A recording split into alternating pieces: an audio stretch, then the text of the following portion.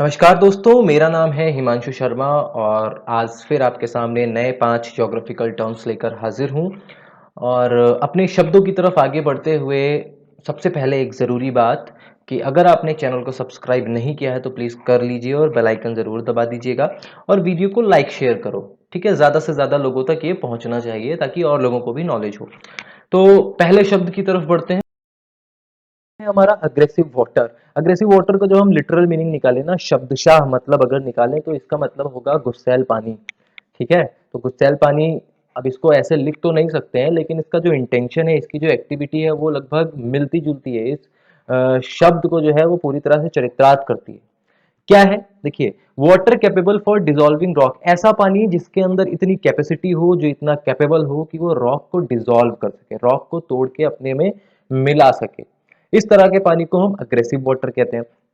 Example के लिए carbonation. Carbonation भाई कैसे, ये एक प्रोसेस है जो कि वाटर की अवेलेबिलिटी होती है और साथ में कार्बन डाइऑक्साइड भी रिएक्ट करती है पानी के साथ और रॉक भी अवेलेबल होती है। जब ये तीनों चीजें आपस में रिएक्ट करती हैं तो क्या होता है, रॉक डिसॉल्व हो जाती है। तो कार्बन डाइऑक्साइड के प्रेजेंस में जो हमारा पानी है उसकी कैपेबिलिटी इतनी बढ़ जाती है कि वो रॉक को डिसॉल्व कर ले जाए। तो इस प्रोसेस को हम कार्बोनेशन कहते हैं। तो एक बार फिर से देख लीजिए, ऐसा पानी जिसकी कैपेसिटी इतनी हो कि वो रॉक को डिसॉल्व कर सके उसको हम अग्रेसिव वाटर की कैटेगरी में रखते हैं। ठीक है, next, एग्रोफॉरेस्टल, pertaining to the use of land for a combination of agriculture and forestry। किसी भी लैंड का यूज जब हम दो चीजों के कॉम्बिनेशन के लिए करते हैं। कौन सा कॉम्बिनेशन, एक तो एग्रीकल्चर, दूसरा फॉरेस्ट्री।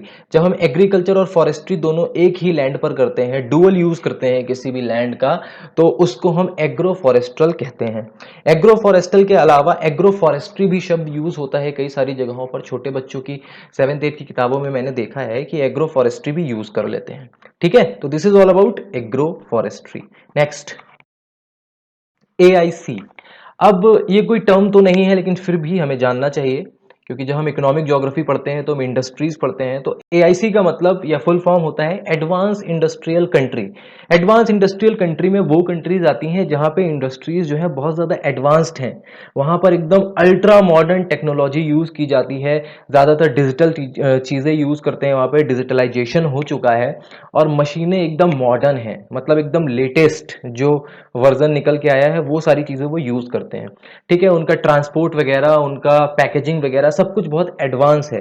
तो इस तरह की इंडस्ट्रीज जिस कंट्री में हैं, वर्क करती हैं, ऑपरेट करती हैं, उसको हम बोलते हैं एडवांस इंडस्ट्रियल कंट्रीज। अब फॉर एग्जांपल जैसे कनाडा हो गया, कनाडा में इंडस्ट्रीज बहुत एडवांस्ड हैं, जापान में इंडस्ट्रीज बहुत ही ज्यादा एडवांस्ड हैं। उनके प्रोडक्ट आप देखोगे ना, आजकल इंडिया में कई सारे स्टोर खुल रहे हैं जहां पर जापान का सामान मिलता है। आप जाके देखो किस तरह की फिनिशिंग है उनके प्रोडक्ट में। या फिर ऑस्ट्रेलिया की आप बात कर लें तो ऑस्ट्रेलिया भी एक एडवांस इंडस्ट्रियल कंट्री है। तो AIC का मतलब advance industrial country. Next, ads.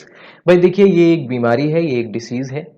ठीक है, जो कि एक वायरस से होती है जिसका नाम है HIV। अब इसका फुल फॉर्म भी देख लीजिए, एक्वायर्ड इम्यून डेफिशिएंसी सिंड्रोम।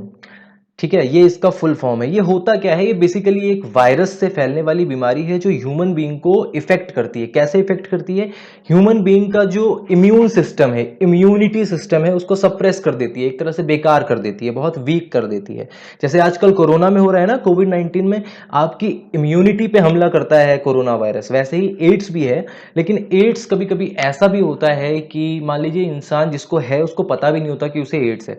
बहुत ही लॉन्ग लास्ट, बहुत ही दूर जाकर इसके लक्षण दिखाई देते हैं, अदरवाइज इसके लक्षण दिखते ही नहीं है, लेकिन आपकी अंदर ही अंदर इम्यूनिटी कमजोर या खत्म होती चली जाती है। ठीक है, तो ये क्या है, AIDS, acquired immune deficiency syndrome. है हमारा एयर, यानी कि हवा। हमारे चारों तरफ हवा है। अब हवा की क्या डेफिनेशन होती है, वैसे तो आप बता ही दोगे, हमारे चारों तरफ ये जो चल रही है, जो फैली हुई है, हवा है। लेकिन एक scientific definition, the mixture of gases enveloping the earth and forming the atmosphere. भाई कई सारी गैसेस का मिक्सचर है, इसमें कई सारी गैसेस मिली हुई हैं जो कि हमारे चारों तरफ फैली हुई हैं। ठीक है ना, हमको उसने इस तरह से घेर रखा है कि हमें लगता है कि हम एक गैस के एनवलप के अंदर हैं और हमारे चारों तरफ एनवलप का वो पूरा कवर है। ठीक है, तो मिक्सचर ऑफ गैसेस है जिसने एक गैस का या एयर का एनवलप बना रखा है हमारे चारों तरफ अर्थ पर। ठीक है? और इस एनवलप की लेयर से क्या होता है, हमारा एटमॉस्फेयर बनता है। ठीक है? तो इसको हम कहते हैं एयर। तो ये थे हमारे आज के 5 शब्द। उम्मीद है आपको कुछ नया सीखने को मिला होगा। तो आज के लिए बस इतना ही। खुद का और खुद की फैमिली का ख्याल रखिए और खुश रहिए, सुरक्षित रहिए और चैनल को देखते रहिए। मिलता हूं आपसे कल 5 नए शब्दों के साथ। बहुत-बहुत शुक्रिया।